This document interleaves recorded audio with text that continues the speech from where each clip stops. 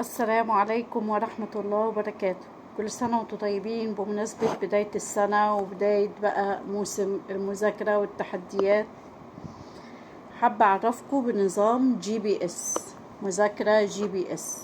احنا طول الوقت بنسمع نصايح عن المذاكرة والتحفيز وازاي نتغلب على كذا وكذا، بس في فرق بين اني اسمع نصايح عامة وبين ان يبقى معايا خطة محددة بناء مخصصة متفصلة على احتياجات ابني ونوعية ذكائه والخصائص المزاجية بتاعته. الخطة لما تبقى محددة متفصلة على احتياجات ابنك وطبيعة عقليته ونمط التعلم بتاعه، كل إنسان ليه نمط تعلم خاص بيه، فطبيعي نمط التعلم بيفرق في الاستيعاب، بيفرق في الأدوات المناسبة للطريقة دي.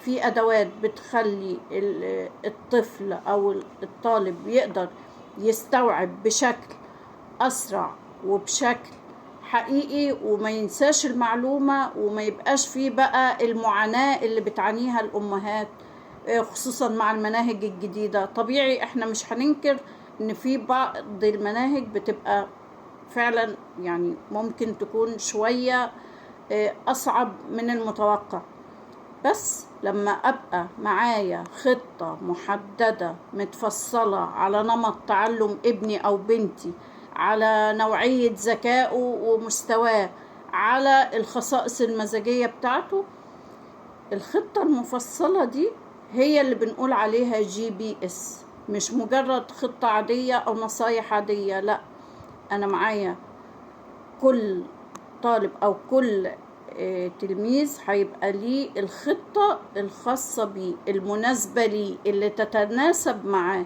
اللي فعلا تحقق نتائج في مستوى تحصيله وتخليكي كأم تحسي ان فعلا في مجهود أقل بتبذليه ونتيجة أعلى بتشوفيها. ده باختصار خلاصة GPS.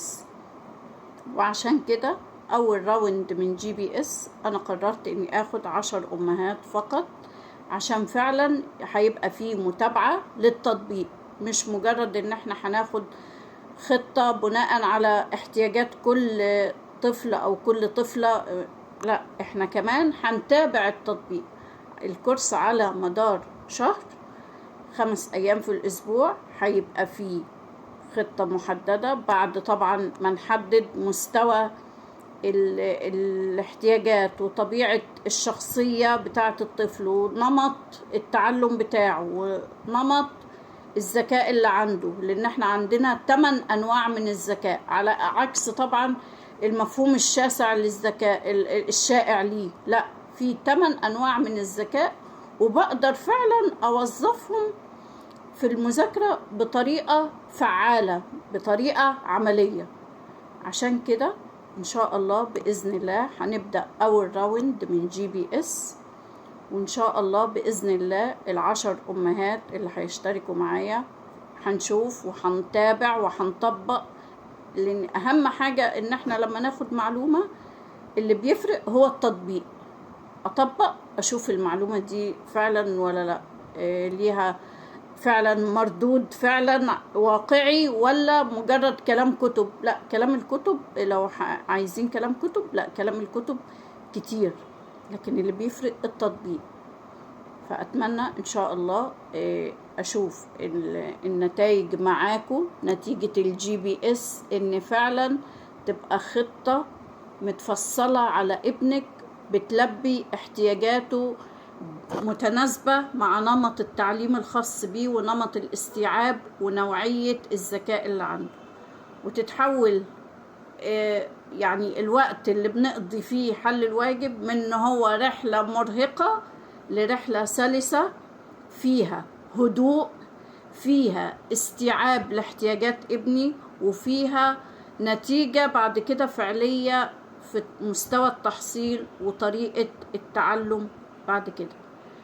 بإذن الله تفاصيل الحجز هسيبها لكم في لينك الواتساب، وبإذن الله أتمنى إن شاء الله إن مذاكرة GPS فعلا يحقق نتائج فعلية مع الأمهات اللي هتشترك معايا إن شاء الله. وأشوفكم على خير بإذن الله. شكرا والسلام عليكم ورحمة الله.